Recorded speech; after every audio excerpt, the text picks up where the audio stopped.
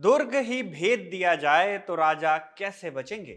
लोकतंत्र में सीधे तौर पर तो ऐसा नहीं होता, लेकिन कई बार उलटफेर इतना जोरदार होता है कि सत्ताधारी पार्टी तो चुनाव हारती ही है, खुद उस पार्टी का मुखिया और सूबे का मुख्यमंत्री भी अपनी सीट नहीं बचा पाता।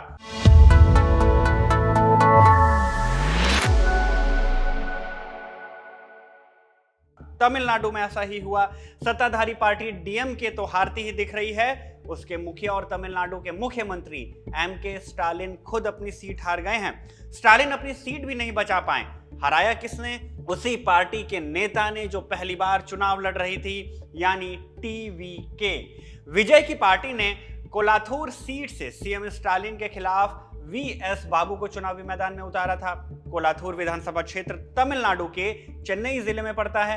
एक लिहाज से देखा जाए तो ये सबसे प्रमुख सीट मानी जाएगी, क्योंकि खुद मुख्यमंत्री यहां से विधायक थे और यहीं से वीएस बाबू ने एमके स्टालिन को पटकनी दे दी है। कोलाथूर सीट से वीएस बाबू को 82,997 वोट मिले थे, जबकि स्टालिन के खाते में है 74,202 वोट, यानी स्टालिन 8,795 वोटों के अंतर से अपनी सीट हार गए हैं। लेकिन ये वीएस बाबू हैं कौन? वीएस बाबू एक पुराने नेता और पूर्व विधायक हैं। 75 साल के वीएस बाबू पूर्व विधायक भी हैं। आज जिस डीएमके के सुप्रीमो स्टालिन को उन्होंने हराया, कभी इसी डीएमके के नेता भी हुआ करते थे। डीएमके की ही सीट पर साल 2006 में विधानसभा का चुनाव भी जीता था। तब सीट थी पुरा सावलकम। साल 2006 के चुनाव में उन्होंने 90,000 वोटों से एआईएडीएमके के उम्मीदवार को चुनाव में हराया था।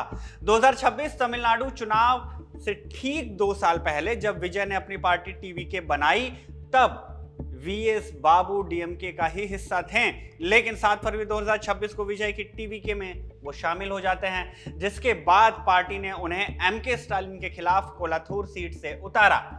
नतीजे बता रहे हैं कि टीवीके का फैसला सही था, क्योंकि वीएस बाबू ने डीएमके को सबसे ज्यादा चुभने वाली चुनावी चोट दी है। वीएस बाबू का चुनाव प्रचार भी बेहद दिलचस्प था। उनकी पार्टी के सर्वे सर्वा यानी विजय तो ठहरे सुपरस्टार, हर जगह जा नहीं सकते। जगह से लेकर सिक्योरिटी की व्यवस्था तक का मसला है। वैसे भी विजय बहुत ज्यादा रैलियां कर नहीं रहे थे, तो वीएस बाबू ने एक तरकीब निकाली। वो अपने साथ चुनाव प्रचार के दौरान विजय की तरह दिखने वाले लोगों को, यानी बहरूपियों को लेकर जाते थे। लोग बड़ी संख्या में बहरूपियों को देखने आते थे। ना वीएस बाबू और ना ही स्टालिन को अंदाजा होगा कि यह टेक्निक उनके लिए जीत की वजहों में से एक बन सकती है। तमिलनाडु में विधानसभा की 234 सीटों पर मतदान हुए थे।